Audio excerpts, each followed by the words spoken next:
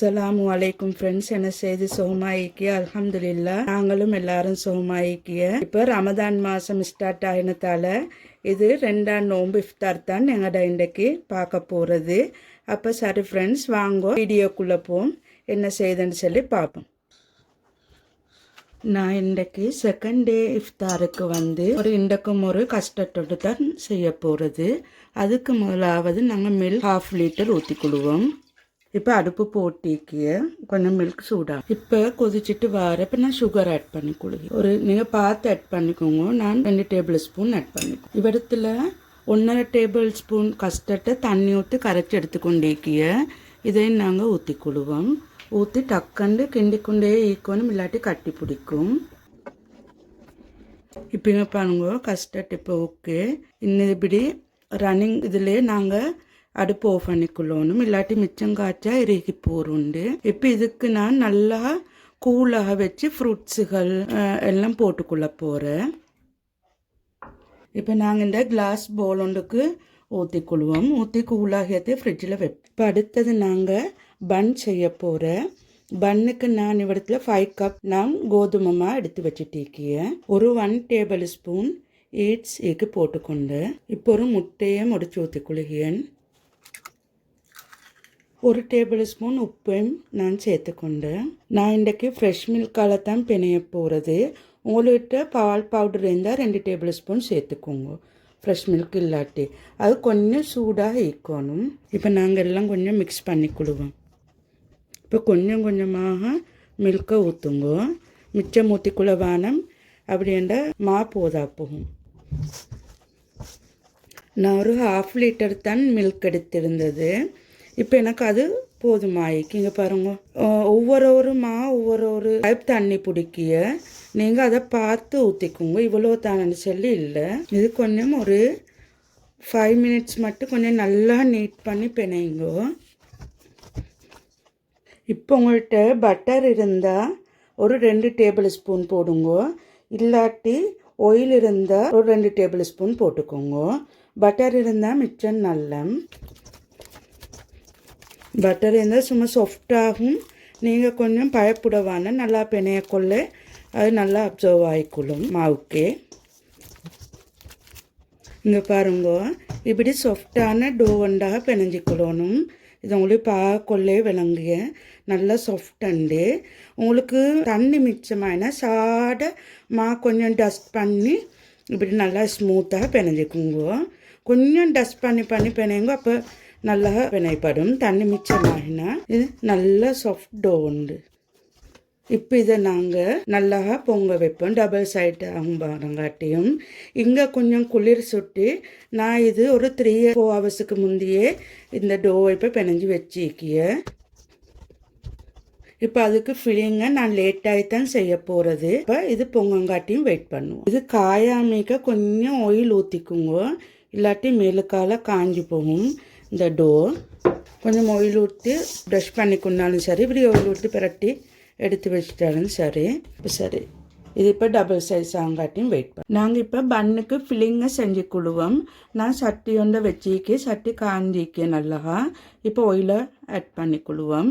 2 table spoon கடுகு கொஞ்சம் போட்டுக்கொள்வோம். சீரகம் கொஞ்சம் போட்டுக்கொள்வோம். உளுவரிசி சாடை போட்டுக்கொள்வோம். இப்போ வரத்தில் பச்சை நான் இடித்து வச்சுட்டேக்கே வெள்ளை வெங்காயம் அதை போட்டுக்கொள்வோம். அடுத்து பச்சை கொச்சிக்கையும் சிறுசாக அரைஞ்சி வச்சுட்டேக்கி அதையும் போட்டுக்கொள்வோம். அடுத்து கருவேப்பிலை அதுவும் சிறுசாக அரைஞ்சி வச்சுட்டேக்கி அதையும் போட்டுக்கொள்வோம். இப்போ வரத்தில் 2 ஒனியனை குட்டியாக கட் பண்ணி வச்சுக்கி அதையும் போட்டுக்கொள்வோம். சின்ன ஒனியனண்டா 3 அடுங்கோ, பெரியதண்டா 2 அடுங்கோ. அடுத்து உங்களோட ஃபில்லிங்கை பொறுத்து நீங்கள் எவ்வளோ ஃபீலிங் உங்களுக்கு தேவையோ அந்த அளவு எடுத்துக்கோங்க. இப்போ இது நல்லா வதங்கட்டும். உப்பு ஒரு டேபிள் ஸ்பூன் போட்டுக்கோங்க. கட்டத்தூள் உங்களோட தேவைக்கு ஏற்ற மாதிரி உரப்புக்கு ஏற்ற மாதிரி போட்டுக்கோங்க. நான் 1.5 டேபிள் ஸ்பூன் போட்டுக்கொண்டேன். இப்போ மிளகுத்தூள் 1 டீஸ்பூன் போட்டுக்கோங்க. இவற்றில் நான் கேபேஜ் சின்ன துண்டு கட் பண்ணி மெல்லிசாக அரிஞ்சு வச்சுட்டு அதையும் ஆட் பண்ணிக்கொண்டேன். கேபேஜ் இல்லாட்டி ஸ்கிப் பண்ணுங்க, அதுக்கு பதிலாக லீட்ஸ் போட்டுக்கோங்க. இப்போ பெல் பெப்பர் கொஞ்சம் ஒரு பெல் பெப்பர் கட் பண்ணி வச்சுட்டு அதையும் ஆட் பண்ணிக்கொள்வோம். இப்போ இவற்றில் சிக்கன் உண்டு. நான் ஒரு போன்லெஸ் சிக்கனை அவிச்சு சிறீஸாக பிளெண்டர் பண்ணி எடுத்து வச்சுட்டீக்கிய. இதையும் இதுக்கே ஆட் பண்ணி கொள்கிறேன். சும்மா உப்பு போட்டு தான் அவிச்சிக்கிய. இப்போ கொஞ்சம் குக் ஆகட்டும். இதுக்கு நான் கொஞ்சம் டொமேட்டோ கெச்சப் கொஞ்சம் ஊற்றிக்கொள்ள போகிறேன். மிச்சம் வேணும் ஒரு 2 டேபிள் ஸ்பூன் மட்டும் ஊற்றிக்கொண்டா போதும். இதை நல்லா மிக்ஸ் பண்ணி விடுங்க. இப்போ இவ்வளோ தான் நான் அடுப்பு ஆஃப் பண்ணிக்கொண்டேன். இப்போ இப்படி ஒரு ட்ரே வந்து அரேஞ்ச் பண்ணி வச்சுக்கோங்க. இங்கே பாருங்க, உங்களுக்கு பாஸ்மெண்ட் பேப்பர் இருந்தால் போட்டுங்க. இது நான் இப்படி சிலிக்கான் சீட் ஒன்றை நான் போட்டு எடுத்து வச்சுட்டேக்கிய. இது அவன் ப்ரூஃப் தான். இங்கே பாருங்க, எங்களோட டோ நல்லா இப்போ இது டபுள் சைஸுக்கு வந்தேக்கிய. இப்போ இதுலேக்கு ஏர் பபிள்ஸ் எல்லாம் இப்படி விட்டுட்டு நாங்கள் எப்படி பன் செய்துன்னு பார்ப்போம். இப்போ இதை நல்லா 2 போர்ஷனாக நாங்கள் பிரித்து எடுத்துக்கொள்வோம். இப்போ இதையும் நாங்கள் கட் பண்ணி எடுத்துக்கொள்வோம். இப்போ இப்படி ஒரு குழி ஒன்று எடுத்து நல்லா பரத்தி கொள்வோம். இப்போ நாங்கள் செஞ்சு வச்ச கறியை மிடிலுக்கு வச்சு கொஞ்சம் ஷேப் பண்ணிக்கோங்க. இப்போ நான் காட்டுற மாதிரி இப்போ 2 கோண்டையும் பிடிச்சி நல்லா சீல் பண்ணிக்கோங்க. இப்படி நல்லா சீல் பண்ணிக்கொள்ளணும், இல்லாட்டி அவன் பேக்காக கொள்ள வெடிக்க பார்க்கும்.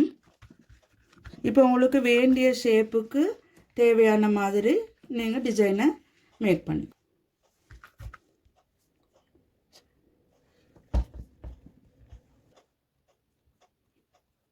இப்போ மேக் பண்ணி வச்ச நாங்கள் பன்னுகளை இந்த ட்ரேயில் அடுக்கி வச்சுக்கொள்வோம்.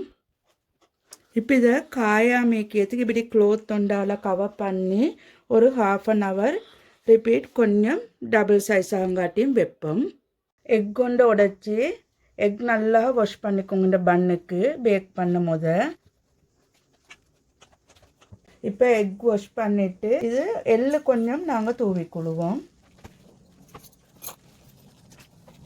இப்போ இதை வந்து 200 செல்சியஸில் ஒரு 30 minutes நல்லா கோல்டன் ப்ரௌன் கலர் வரங்காட்டியும் பேக் பண்ணி எடுத்துக்கொள்வோம். இப்போ நான் இவ்விடத்தில் வந்து கஸ்டர்ட் எல்லாத்தையும் ரெடி பண்ணி வச்சுட்டேக்கிய. ஜெலி அடுத்தது ஃப்ரூட்ஸும் கட் பண்ணி வச்சுட்டேக்கு. இது ஒரு செஞ்ச கஸ்டர்ட். இப்போ எப்படி செய்யுதுன்னு பார்ப்போம். இப்போ ஜெலியை நாங்கள் கட் பண்ணி கொண்டு இப்போ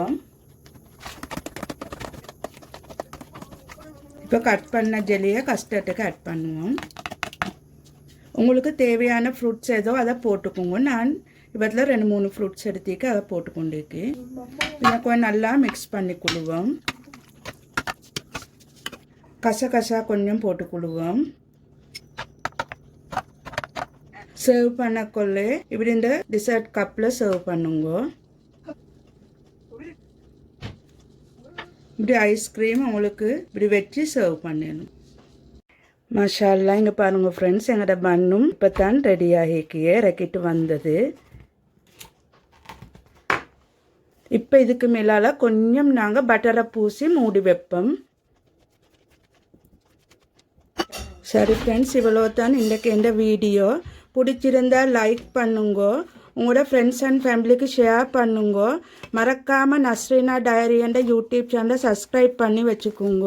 அப்போ அடுத்த வீடியோவில் சந்திப்போம். அஸ்ஸலாமு அலைக்கும் வரஹ்மத்துல்லாஹி வபரகாத்துஹு.